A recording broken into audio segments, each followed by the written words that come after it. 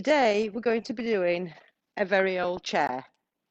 I've stripped her down, washed her, and she's ready to get dolled up with some WoodUbend. Now, if you don't know what WoodUbend is, I'm going to give you a very brief recap of them. This is 1723 a pair.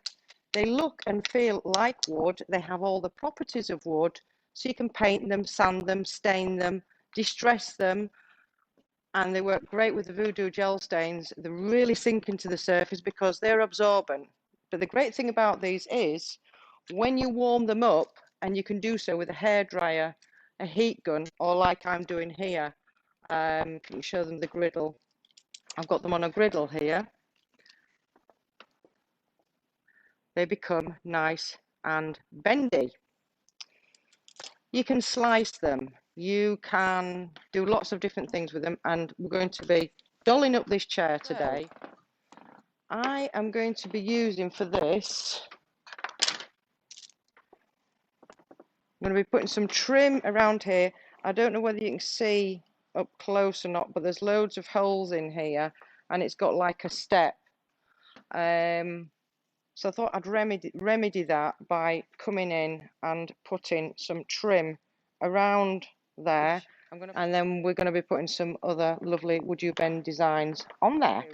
So this has been on the griddle, as I showed you before, and it's quite bendy, but because it's quite a thick trim, I'm going to warm it up even more.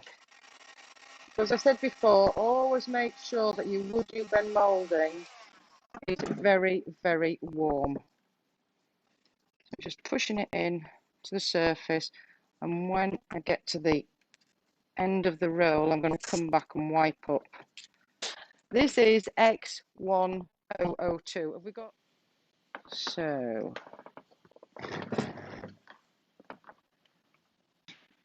we said there, didn't we?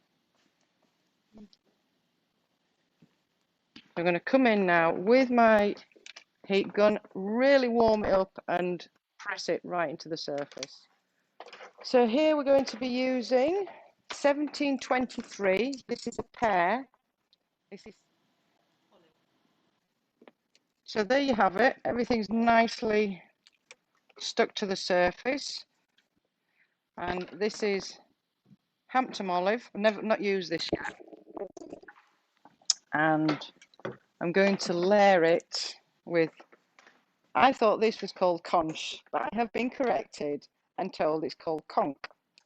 I'm going to start off with my French tip because the shape of it is going to help me get the paint into all the nooks and crannies of the WoodUbend mouldings. So getting into all the nooks and crannies. See how easily this brush facilitates the painting of the WoodUbend mouldings. So a nice dusky pink, absolutely delicious colour. As I said, I don't know where I'm going with this chair, but I want to see how this stuff blends in.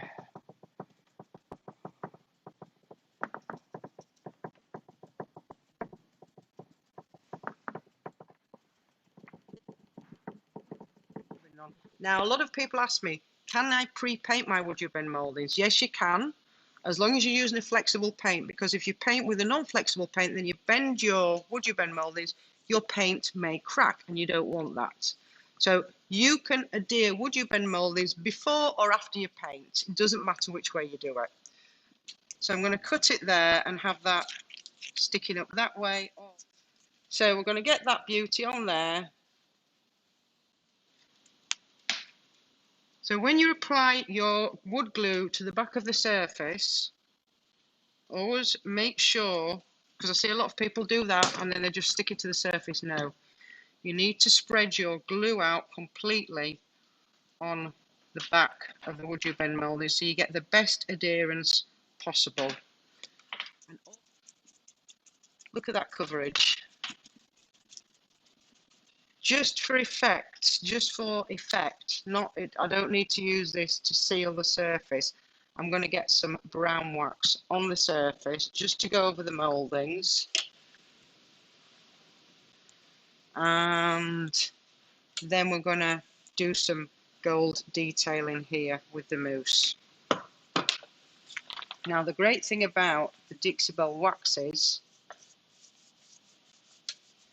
is that they are water based. I can come back in with my brown wax, and then I can come back in with some more of the mousse. Because it's water based, you can dilute it. If you can see. And we're not going to give it a block stenciled look. We're just going to lightly stencil in parts and see what it looks like. So this is another one of the fabulous new silk colours. It's like a dusky pink. So I'm going to get myself, I'm going to use the Belle brush. Now if you're stenciling on a flat surface and you want to get a beautiful design, do not do what I'm doing. I'm just trying to create some kind of pattern on the seat. I'm now going to come in with some white top, I think, just to make it look like it once was a really expensive Parisian fabric, and after, I don't know, 100 years it's lost its colour. So let's have a look and see what I've done. I'll just go around the whole piece, just lightly distressing it.